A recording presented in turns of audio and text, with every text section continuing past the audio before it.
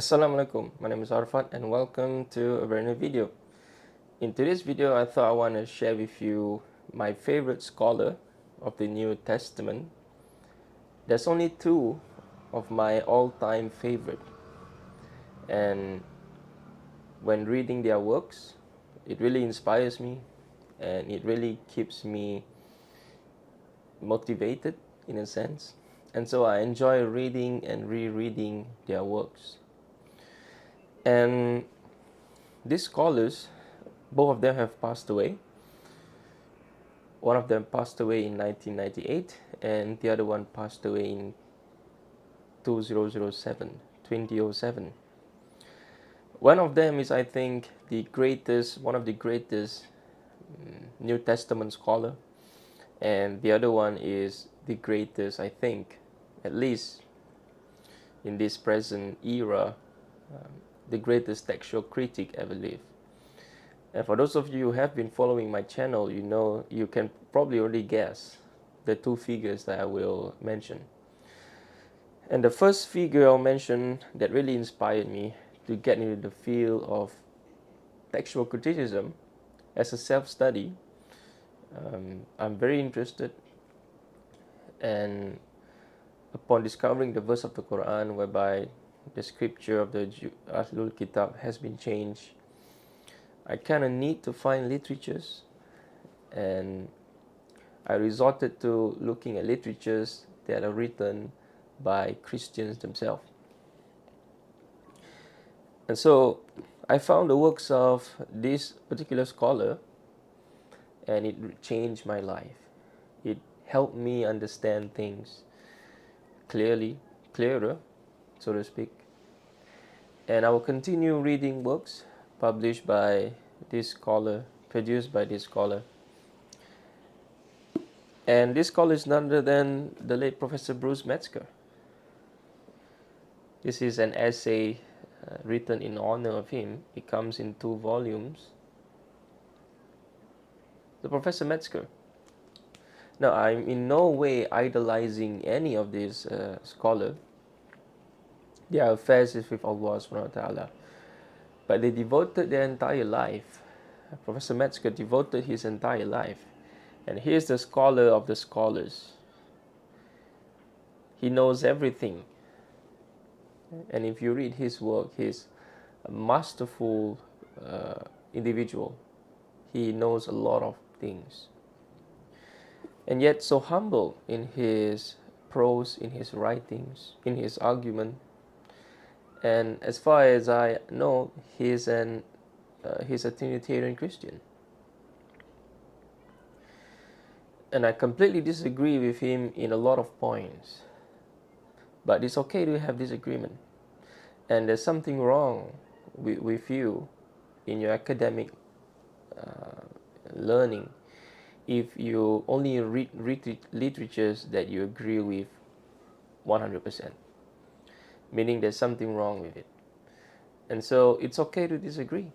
I disagree with him that the eclectic text, the thoroughgoing eclectic text of the New Testament is a restoration of what the earliest New Testament could possibly be. I disagree with him because we don't have the New Testament. And so there's no way for us to judge. We don't have the autographs of these authors, so there's no way for us to judge. Now, Metzger disagreed with Fenton John Anthony Hott and Westcott about the original text. And thoroughgoing eclecticism can never produce the original text because we have no autograph. And even if we have the autograph, we don't know. There is no way for us to know that these were actually autographs. All we can do is via dating the manuscripts based on paleography and so on and so forth. So Professor Metzger influenced my life actually, at least in my academic quest for academic knowledge. And he focused and stressed on methodology, and he stressed on the importance of actually agreeing to disagree. and he is one of the main inspiration, and possibly the reason why I got deeper and deeper into studying textual criticism on my own, actually.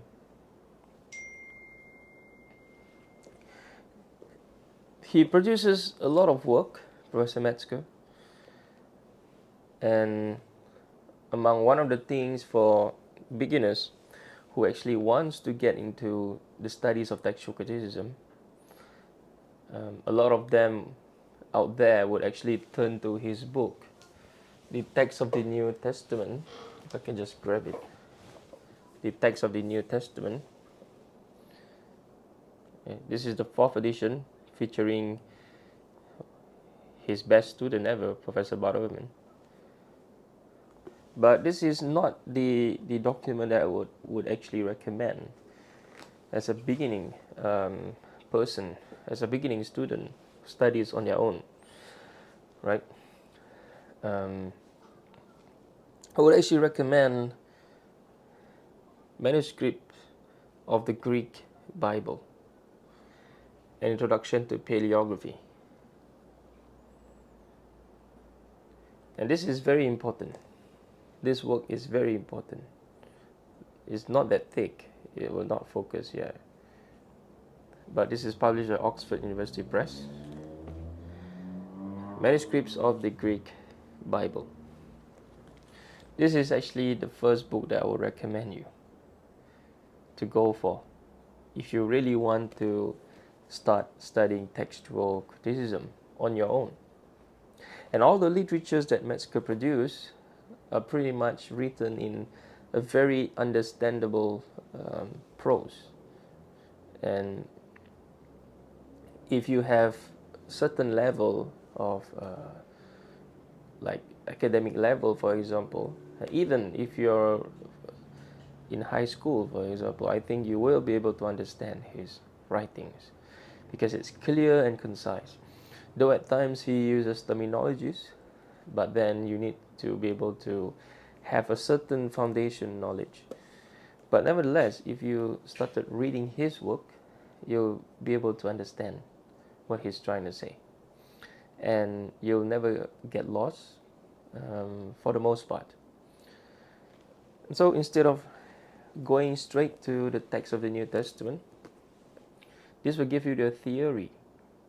All the theories are in here, right? The theory. But when it comes to the field of textual criticism, this is something that you need to engage in practically as well.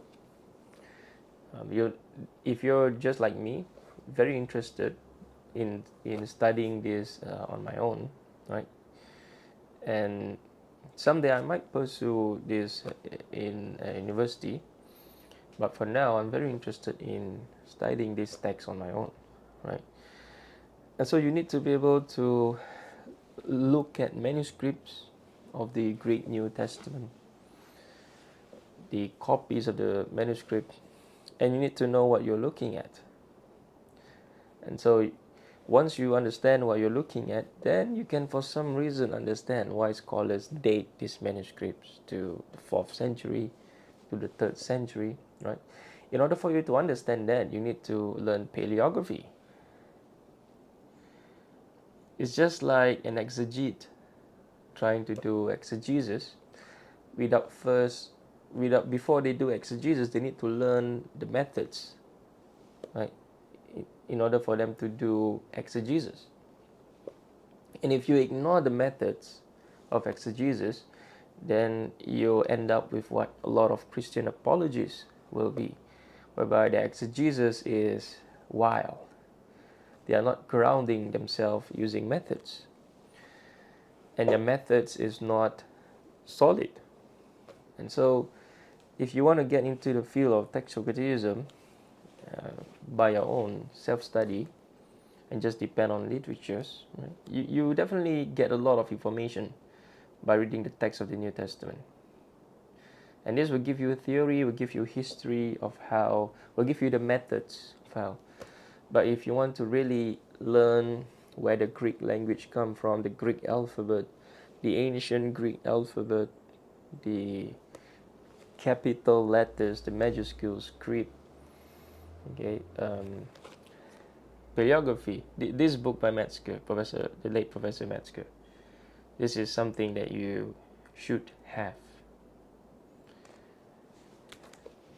I will show you the content of this book. The definition and summary of research. Okay, the Greek alphabet, the pronunciation of Greek, the making of ancient book. The making of ancient book is also found in here. Okay, expanded in here. The transcribing of Greek manuscript, because when you look at Greek manuscript, for example,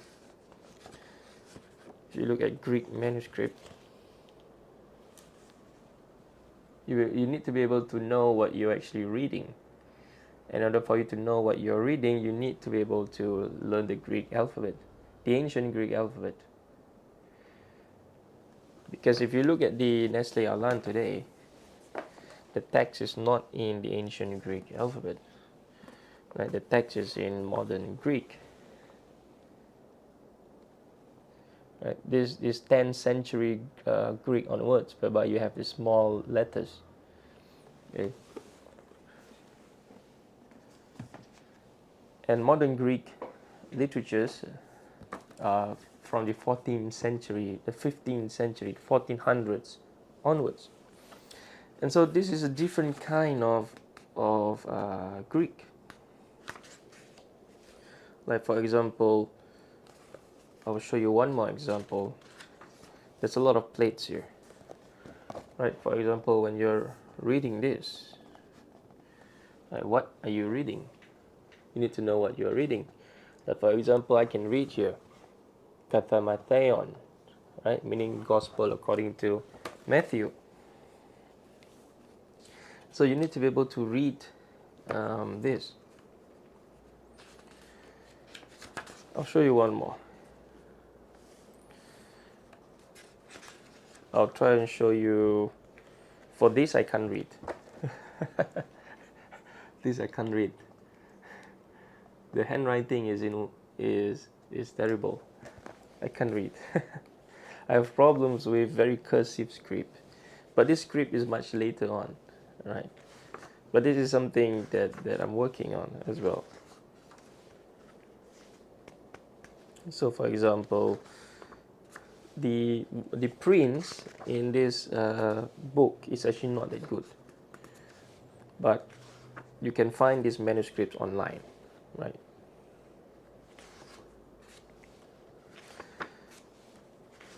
So there's about 50 plus plates, 50 plus here, and it's interesting because there's background, like there's backgrounds and then things like that, for you to be able to get a history or inside knowledge. And so, yeah, for example, this is much older script. Okay, not that old, but much older script. And this is in, if you see that if it is in papyrus, for example, papyrus, then it is older than when it is in parchment. Because parchment only began the New Testament only began to be written on parchment about the 4th century or so. That is when we get Vaticanus and Sinaiticus. The most important manuscripts is probably Vaticanus and Sinaiticus. But if you were to rate between the two, I would probably say Vaticanus, because it has a much stronger traditions, especially when it comes to the Textus Receptus. Right, the Textus Receptus was the background of the King James 1611 text. But up until 1881, the text has been changed, right, to follow more on the more critical edition, whereby it goes back to the earliest manuscripts at that time. So the King James of 1881 is a different manuscript tradition than a King James of 1611. And so, my favorite scholar when it comes to textual criticism, Professor Bruce Metzger. Right? Um, I'm showing you this book because it contains his face, for those of you who don't know. The next scholar, one of the best when it comes to the New Testament, I would say. The New Testament and early Christian history, but focusing more on the New Testament, especially on the Gospel of John, is the late Raymond Brown. Raymond Brown has written a magnum opus, the Introduction to the New Testament. I'll just show you if you do not know. Right. And this is his work, Raymond E. Brown. Oh, it's upside down. Is it upside down? Whatever it is. No, this is correct. And this is part of the Anchor Bible series. And so, for those of you who want to understand the New Testament, Raymond Brown is not going to be an easy read. The prose is not that easy. Raymond Brown is writing this text pretty much not for undergraduate, I would say, but he's writing this also for a slightly higher level. Right? If you want an undergraduate text, you can go to, like, for example, if you want an undergraduate New Testament textbook, you can go to Anatomy of the New Testament by Fortress Press. Or if you are in high school, for example, you can probably go to Jesus and the Gospel. Right? If you are Sunday school, if you want to learn this on your own, I would even recommend Introduction to the New Testament by this one. All these are easy to understand, especially this one. Right? You can teach yourself. Right? But when it comes to really championing the introduction of the New Testament, focusing just on the 27 books of the New Testament, there's nothing more comprehensive than the treatment of these 27 books found in Raymond Brown's introduction. Right? And I've surveyed probably about more than 20 Introduction to the New Testament book, easily more than 20, and Raymond Brown is the best one when it comes to focusing on the 27 books of the New Testament. This is the best, and it has a comprehensive treatment. For example, in Q, it really divides the different Q materials for you. And Raymond Brown is also regarded highly by Professor Metzger, if you read the reviews at the back. Right. Again, I don't always agree with Raymond Brown's exegesis. If you read his commentary on John, I don't always agree with his exegesis because I found different scholarly take much more convincing. Right? But it's okay, like I said, like if you only read literatures, right? If you read literatures and you agree completely with that scholar, right? 100%, meaning you have not actually explored enough literatures pertaining to that subject. Because I've read tons of literatures and I don't agree. There's not a single literature that I agree, even when it is written in a way whereby the conclusion of the argument, I agree, but the way the author or the scholar actually reaches his conclusion, there are times whereby I disagree because there's a different way to go, and if you go a different way, you find different things that could actually alter your conclusion, even though the very foundation of your conclusion, for example, right, the historical context, Jesus is an or was an apocalyptic prophet. Right? I agree with Jesus was an apocalyptic prophet. Right? The historical Jesus was an apocalyptic prophet. Right? But I disagree when it comes to some scholars say that Jesus predicted his own death in the 3 passion prediction in Mark, for example.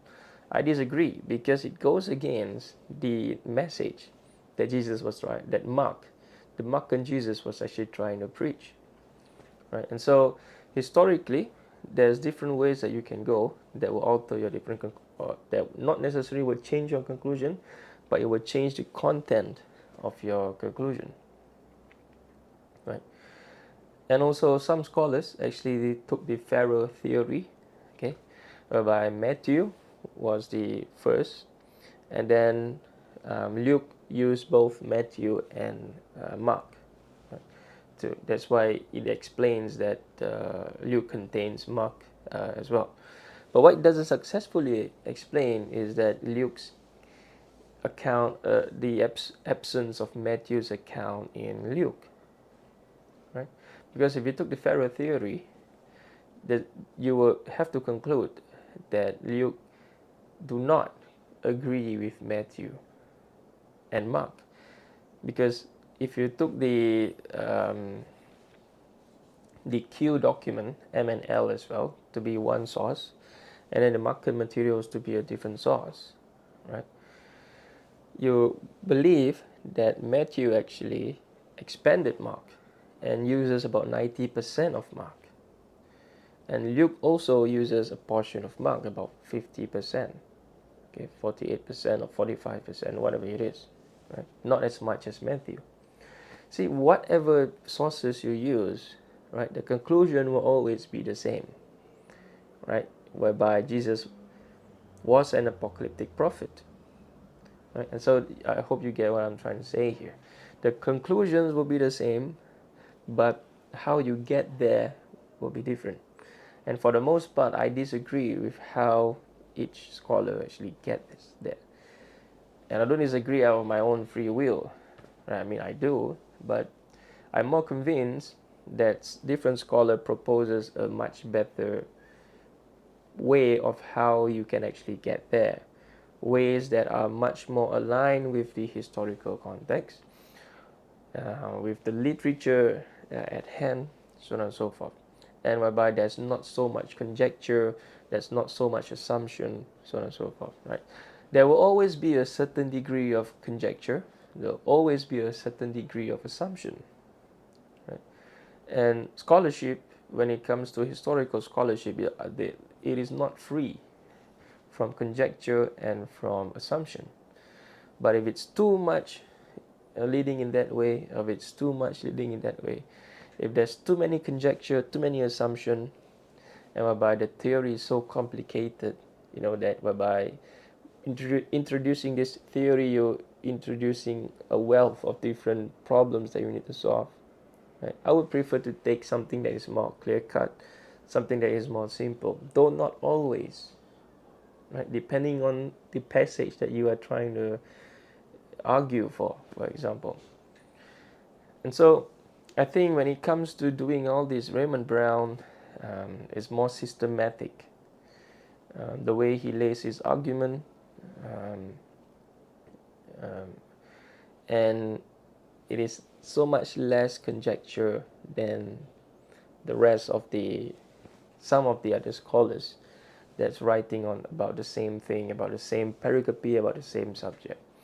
So that is the reason why I think Raymond Brown is a great scholar, not because he wrote an 800-page book, right? Because there are scholars that wrote tons, but nonsense, right? And so do not be fooled by the volume that a scholar wrote, because some people would say so much, but then everything they say is nonsense. Whereby some people say so little, but they say so much, right? And so, ladies and gentlemen, I hope this video kind of explained to you or give you insights to the literatures.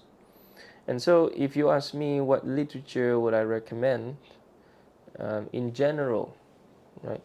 In general, I would recommend you Raymond Brown's Introduction to the New Testament to be used alongside Bart Ehrman's Introduction to the New Testament, because Raymond Brown gives a great treatment of the 27 books within the New Testament, and Ehrman's textbook is also great in giving the materials that are outside the New Testament within the first 200 years also.